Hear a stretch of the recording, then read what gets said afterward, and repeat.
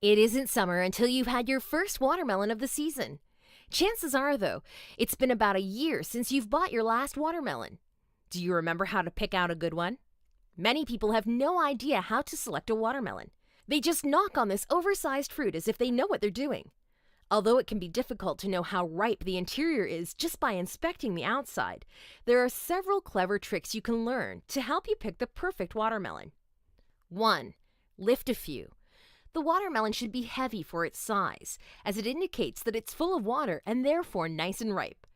Try comparing the weight of your watermelon to another of equal size.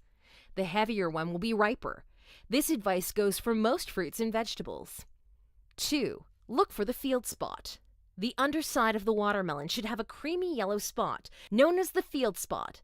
This is where the watermelon sat on the ground and ripened in the sun, so the darker it is, the better. This one is no wives' tale. If the field spot is white, or even non-existent, this probably means that the watermelon was picked too soon and will not be ripe. 3. Inspect the color. A perfect ripe watermelon should be dark green in color and dull in appearance, rather than shiny. A shiny watermelon will usually be underripe.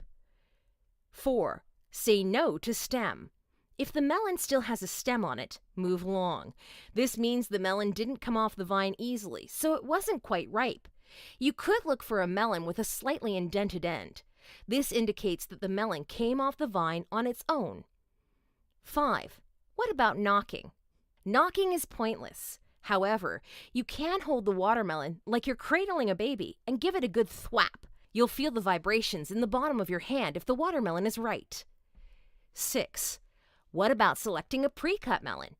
If you're purchasing pre-cut watermelon, there's also certain things to look out for. Choose pieces with bright red flesh and dark brown or black seeds. Avoid pieces with white streaks and an abundance of white seeds. You should also steer clear if the flesh looks dried out or mealy or is separated from the seeds. Now, what about you? Do you have any tricks to pick a perfect watermelon?